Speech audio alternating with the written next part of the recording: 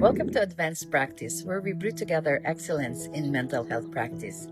This is the beginning of the new series, Bipolar Disorder Treatment. To understand modern bipolar treatment, we must first recognize an important point.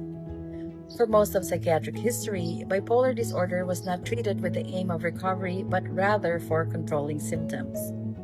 Severe mania was one of the most disruptive and dangerous conditions seen in medicine. Patients could go days without sleep, become psychotic, impulsive, grandiose, aggressive, financially reckless, hypersexual, or suicidal. In many cases, hospitalization was unavoidable.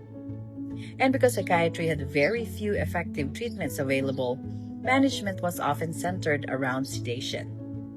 In the late 19th and early 20th centuries, physicians used bromides, chloral hydrate, paraldehyde, and eventually barbiturates to suppress agitation and induce sleep.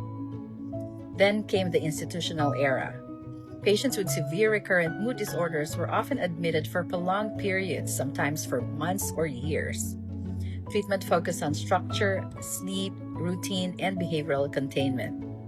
Electroconvulsive therapy eventually emerged as one of the truly effective interventions, particularly for severe mania and depression. And even today, ECT remains one of the most powerful treatments in psychiatry.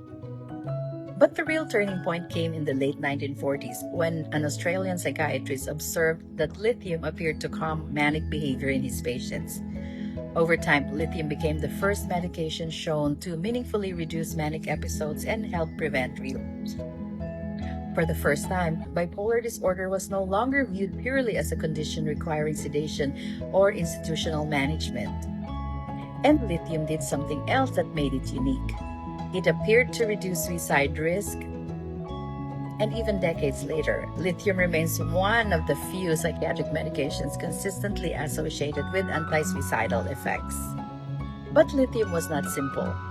Monitoring became necessary because the difference between therapeutic and toxic levels could be narrow.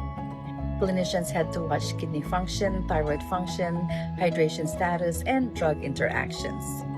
Over time, lithium developed a reputation for complexity, and many clinicians began favoring alternatives. That opened the door to anticonvulsants. Valproate entered psychiatry as a powerful treatment for acute mania, particularly in patients with mixed features, irritability, or rapid cycling. Carbamazepine followed, especially for treatment-resistant presentations. Then came lamotrigine, which shifted attention toward bipolar depression and long-term depressive relapse prevention. But then clinicians realized that bipolar disorder was not simply mania and depression. Different phases of illness responded differently to different medications. Some drugs treated mania well, but did little for depression. Some improved sleep, but worsened metabolic health.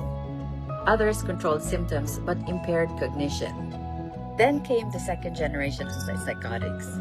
Medications like olanzapine, quetiapine, risperidone, aripiprazole, lorazepam, cariprazine, and lumateperone transformed bipolar disorder treatment again. These agents expanded options for acute mania, bipolar depression, maintenance treatment, and mixed states. But they also introduced new challenges involving weight gain, diabetes risk, movement disorders, and sedation, and long-term metabolic burden. Today, treatment is no longer just about suppressing mania. The conversation has evolved toward preserving cognition, protecting sleep, maintaining functionality, reducing suicide risk, minimizing metabolic harm, and improving long-term quality of life. Because many patients with bipolar disorder spend far more time depressed than manic. Many struggle not only with mood episodes but with executive dysfunction, disrupted circadian rhythm, substance use, anxiety, trauma, and functional impairment between episodes. And despite all of our modern medications, many of the biggest questions in bipolar treatment remain unresolved. How aggressively should mania be suppressed? When should antidepressants be used, if ever? Is polypharmacy helping or harming? Are we prioritizing symptom reduction at the expense of long-term metabolic and cognitive health?